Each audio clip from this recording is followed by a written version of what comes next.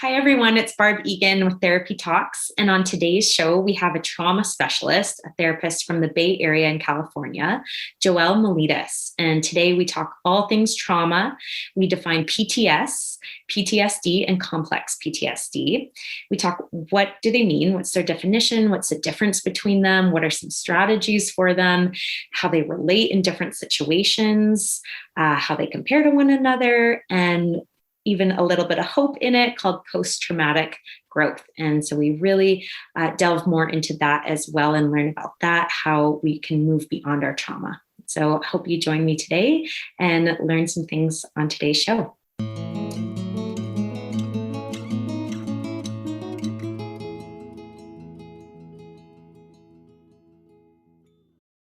Joelle, tell us a little bit about you. Like, where are you? I know you're in California.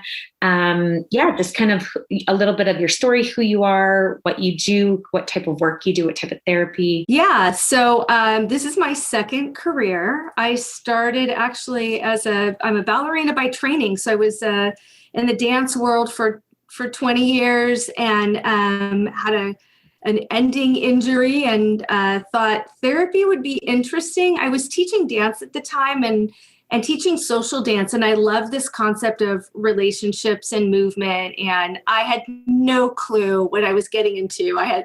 My background was in, fine arts and dance and education and not any clue what a psych class was. I don't even think I took one until I was in grad school.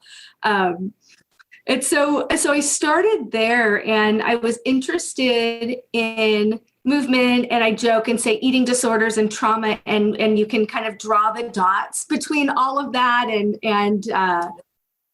from my own backstory. And really, I think that's what I fell in love with, was working through my own stuff and doing that with a therapist. And all of a sudden being, newly divorced with a 1 and a 3-year-old, I went back to grad school for the third time and said, okay, well, therapy sounds interesting. And I don't know if I'll be any good at it, but let's give it a go. So, and then I've been doing it ever since and ended up being blessed to love this job as much as I loved being a dancer. So it ended up being, I think, the right path for me.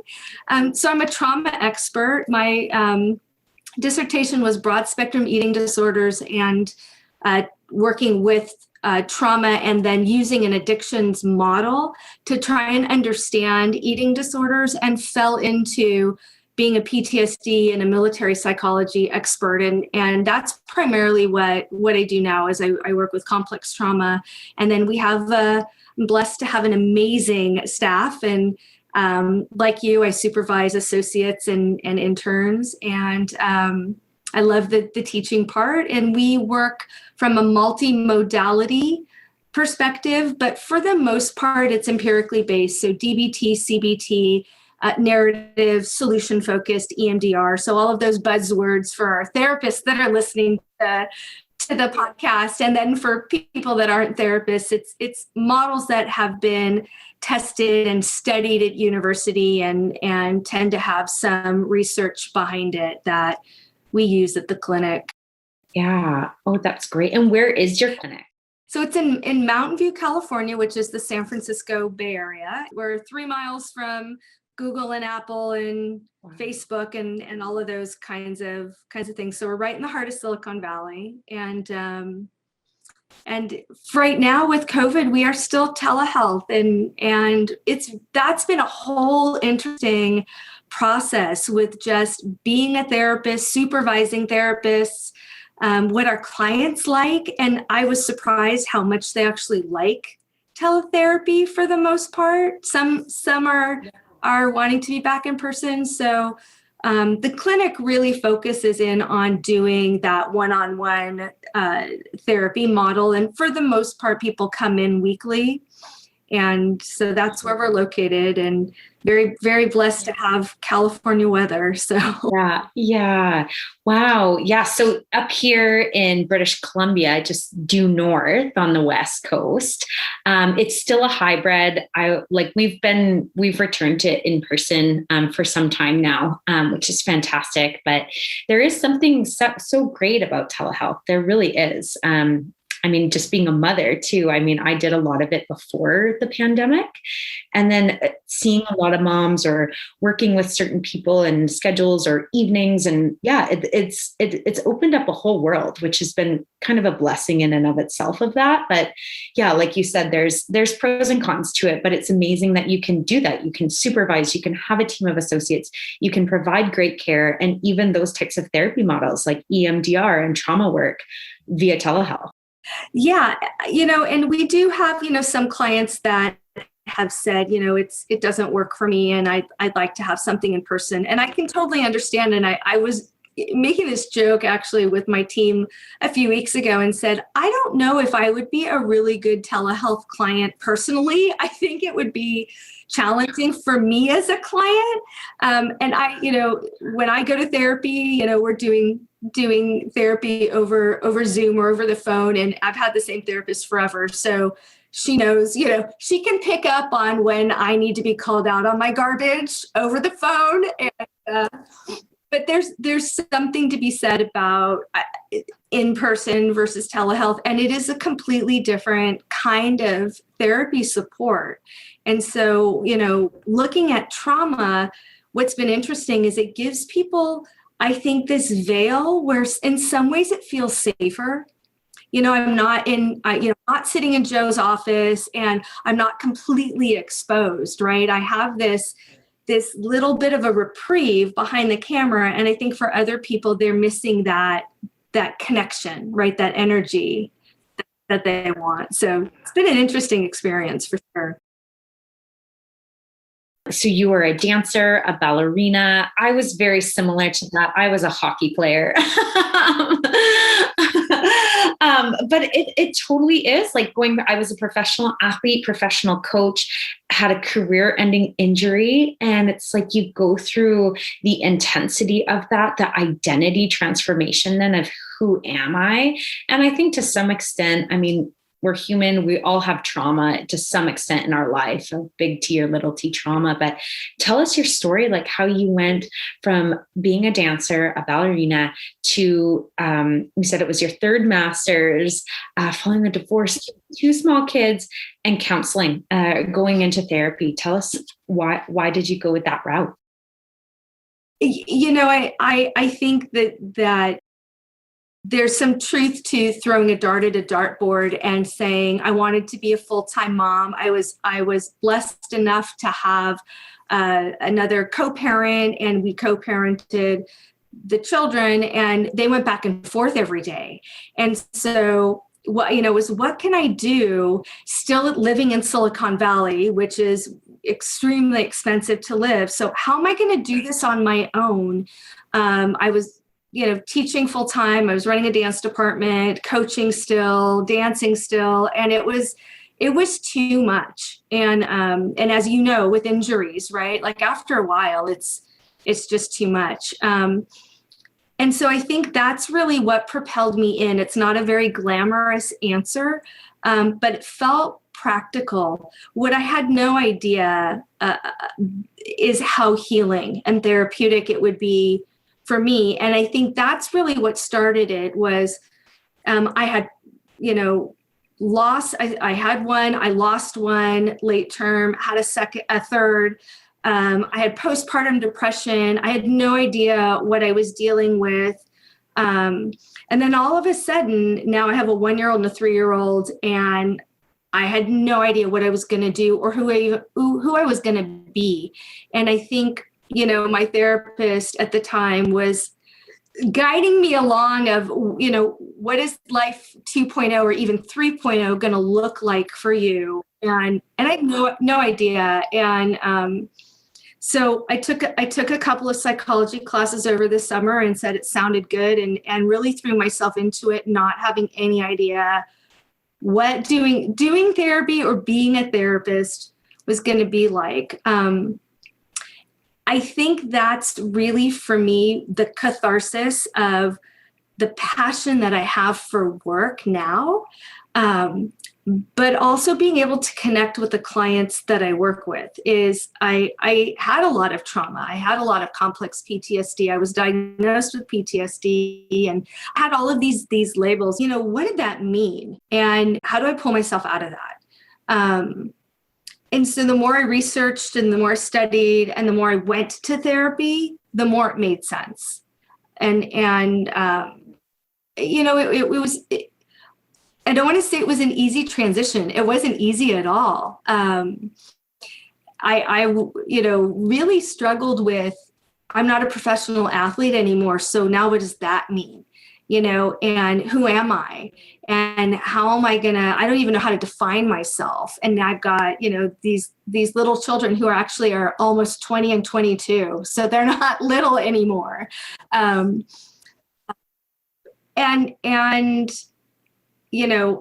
then not knowing the first thing about psychology. Like that was not my background. I was a coach and a dancer and a teacher and I had no clue.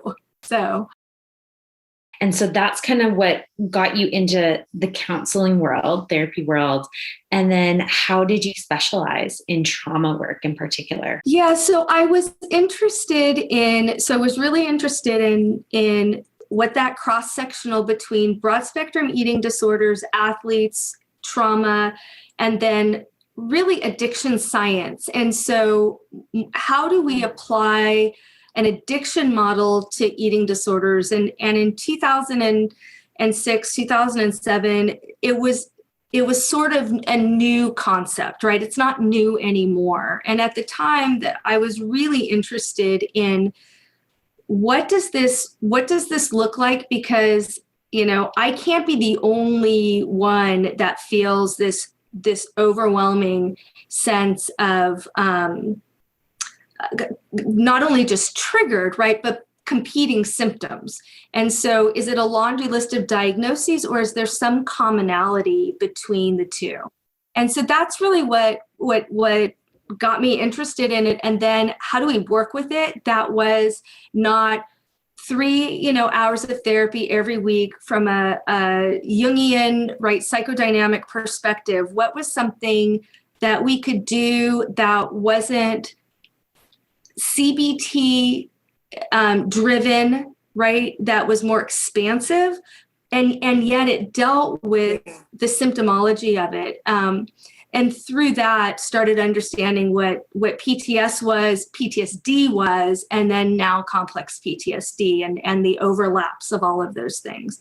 But I think it really was, people go to psych school sometimes to heal themselves. And so I think some of it was, I was working on my own trauma. I was learning about trauma and then doing the research. And in some ways, it was the perfect storm.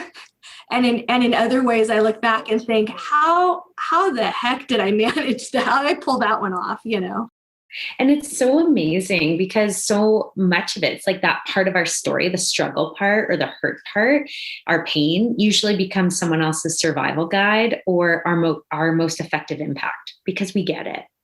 And you use some really good terms right now that I would love if you could define for the listeners, but PTSD, and even complex PTSD.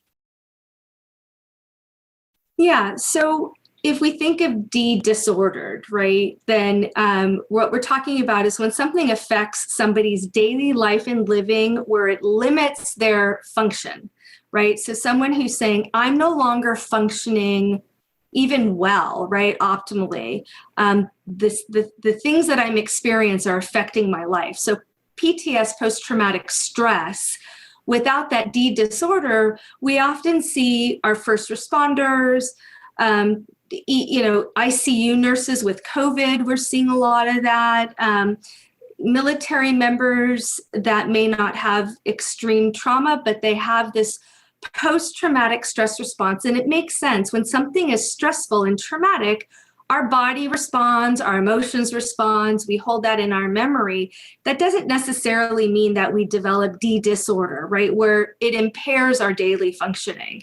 And so I like to make that distinction because it makes sense that when people have, a lot of exposure, we can make a case for even watching the news with COVID. That when people have a lot of traumatic exposure, there's that post-traumatic response that we have, or stress response. The PTSD is a diagnostic, the DSM-5, which is our diagnostic guide, and that has a specific, list of symptoms. Like we were talking about before, right? It's this interference in somebody's, daily functioning, right? Or their daily life and living, I think makes more sense. And so when someone has a PTSD diagnosis, then it means that they meet this criteria that's in the DSM-5, which is our guide to how we diagnose certain disorders, whether it's depression, anxiety, and so on. So that's really the difference between PTS and PTSD. And, the treatment for them both can be the same from a therapy perspective. With the D disordered part, sometimes there's other services, there's medication, there can be a treatment team. So there's other services that may be utilized for some people, but not for everybody. And then so it's a single, let me backtrack a little bit with PTSD. Typically, we think about it as a single episode. So if you think about somebody who's experienced a car accident or was in a car accident, it's a single episode event. And it typically is more environmental. So it's something that is out of someone's control, and there could be multiple players involved. In the past, we've talked about PTSD in the context of combat veterans, which fits for some people who have a single episode experience when they're at war, but not for everybody.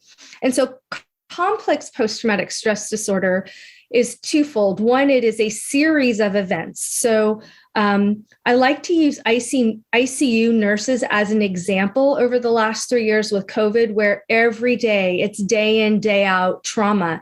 And it may be similar, but the episodes or the incidents are not necessarily the same thing, and it's relational.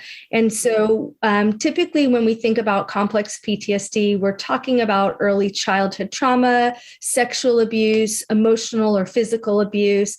And so it's relational by nature. It's a series of repeated events. It doesn't have to happen at the same time frame. So it could be something that's happened once or twice in somebody's life as a child, and then maybe something else that happened when they were teenagers, and maybe something happened in an abusive relationship as a young adult. And so it's trauma that continues to stack. And so the PTSD symptoms are they're more pronounced. They're also not typical. And what I mean by that is somebody could say, I don't have nightmares, right? But I don't sleep. So it's sort of these atypical symptoms that don't necessarily fit into other categories. We know that it's from trauma. And most interesting to me about complex PTSD, that's newer research, is we're seeing a lot of borderline personality disorder, or these personality disorders that have trauma backgrounds have similar symptoms. And so it brings into question, is somebody having a traumatic response, or is it more this traditional personality disordered behavior that we see with self-harming behaviors like cutting or multiple suicide attempts, eating disorders, substance abuse. And so complex PTSD tends to be, I think of it as Legos, right? It tends to be events that are just stacked one on top of the other. Oh, that's a great picture. That's a really helpful image. And so it's, all different shapes, all different sizes, shapes, sizes, and colors, right? And yet it's still trauma. So, it doesn't have to be, like you said in the beginning, like these big T trauma events, enough traumatic events. And to me, trauma's in the eyes of the beholder. It doesn't necessarily mean that I would think that event is traumatic, but if someone else thinks that event is traumatic for them, then it's trauma. And so it's all of these events that stack up, and then like a tea kettle, it just starts to boil over. You can't contain it anymore. I had one professor in grad school, and she worked with the VA and a lot of PTSD and complex PTSD. And I remember her working definition of trauma that she would use was just like that, like trauma in the eye of the beholder. And she would say, trauma is really anything that's overwhelmed you to the point of feeling not in control. Overwhelmed, helpless, any of that. And I just thought that was such a good definition for people, because we try to justify it away, or comparative suffering, that sort of thing. And that really doesn't help anybody. Nobody feels better by doing that. And I think that's a very validating experience that you give, like just saying, yeah, trauma's in the eye of the beholder. And then from there, I guess, whether it's PTSD, complex PTSD, just trauma symptoms in general, what are some strategies that you like to do with people? Yeah, I love the way that your professor explained it. I think we could call it ABC. We could, it depends on how dismissive that feels to the person that you're talking with, right? For some people, they want to know, hey, what's this thing I'm experiencing, right? And other people come in and they say, I don't want the diagnosis, especially some of the clients I work with, where the last thing they want is a PTSD diagnosis. And so it's like, okay, well, what do you want to call it? Because whatever you call it we can call it ABC. We can call it 1, 2, 3, right? That's not the important part. The important part is, how do you want to manage it? Yeah. And so there are all different approaches. For me, I'm really interested in working with post-traumatic growth. And so that's the, and so what? Not and so what, who cares? It's unimportant. But so what does that mean for you? And it ties into that episode you did with narrative therapy, because it goes hand in hand with narrative therapy and solution focused. What are we going to do about this thing? Right. And so that's a beautiful combination when we say, okay, you can't change it. For most people, especially if they're victims of something that's happened, right? Can't change it, didn't cause it, can't control it. So what do you want to do with that information? How do you move forward with that being part of your narrative? And what is it going to look like tomorrow if you could move beyond it? So you can't change it. So how do you hold that and use that to grow into the person that you want to be tomorrow? And that's not the person that you want to be forever. Just look at it from this day-to-day perspective. And how do we use our trauma to grow into who we want to be?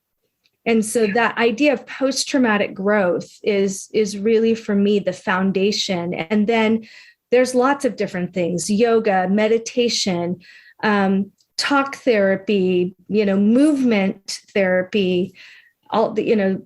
Some people need medication, right? They need a higher level of care. I think it's a very personal choice on how somebody moves through their traumatic experience. And sometimes just having the validation of, this thing happened to me, and I need somebody to understand that this thing happened to me.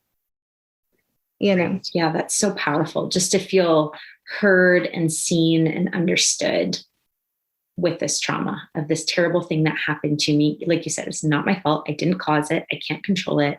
But to be able to be seen and loved despite that, or in with that, even, there's something really healing about that.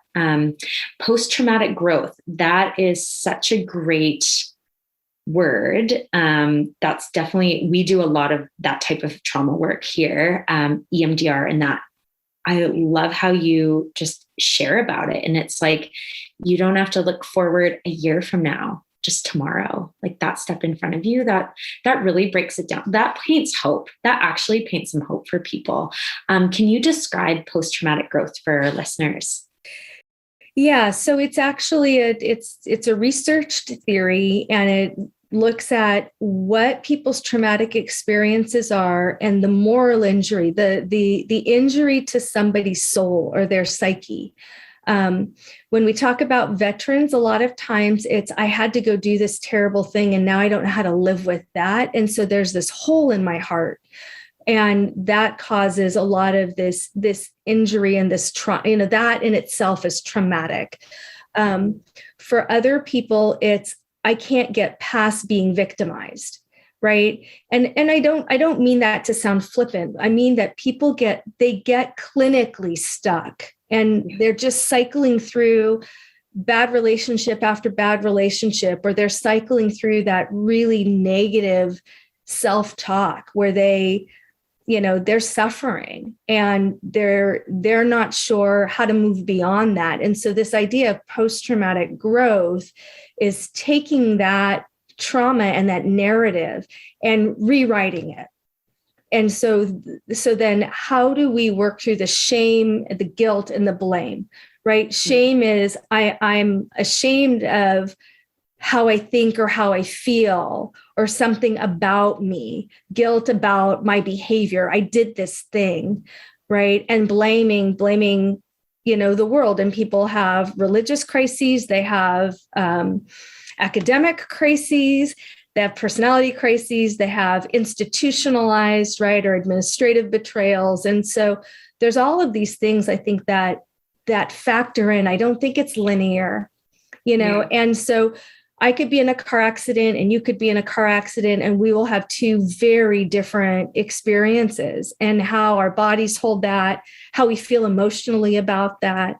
And then what do we do with that information? And so being able to harness in beyond the forgive and forget, because that's a really difficult model for people, I think.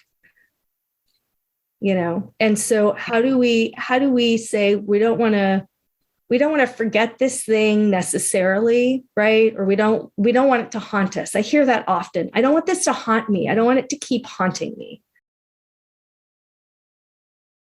So for listeners at home that maybe have experienced some sort of trauma in their life or know someone that has, obviously that type of trauma-informed therapy, a huge advocate of that.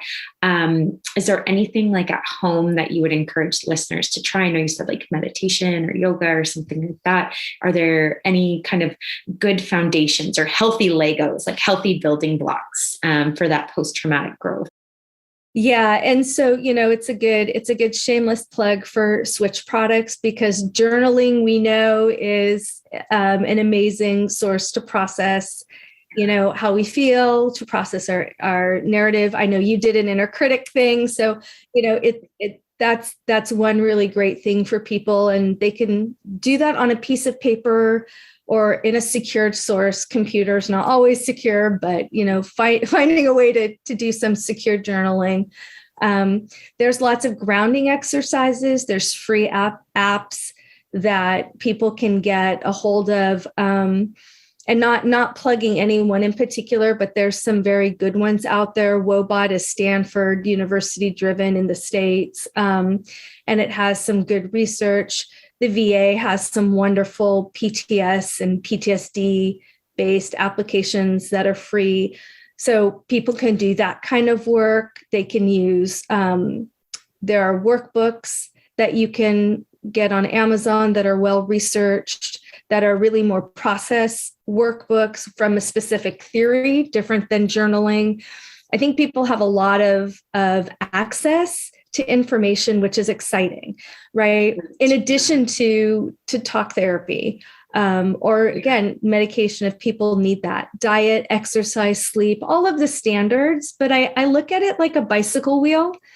And, when some of the spokes are bent, the wheel works great. When some of the spokes are broken, the wheel doesn't work so well. So what are some areas that somebody can say, I'm willing to take a risk and try this new thing? And it sounds so trite or so easy, and it's not easy at all, right?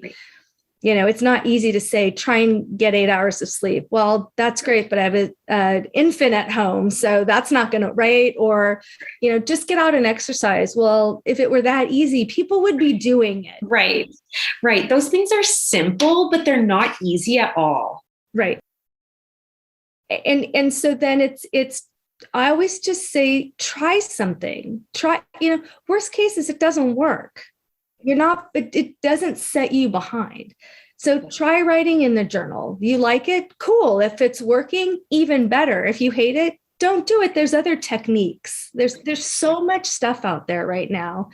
And there's good therapists and there's not good therapists. Yeah. And so finding a therapist that one connects with, right? Where you say, oh, you get me, and I can have an honest conversation with you. And that sometimes is not about credentials. That's about connection.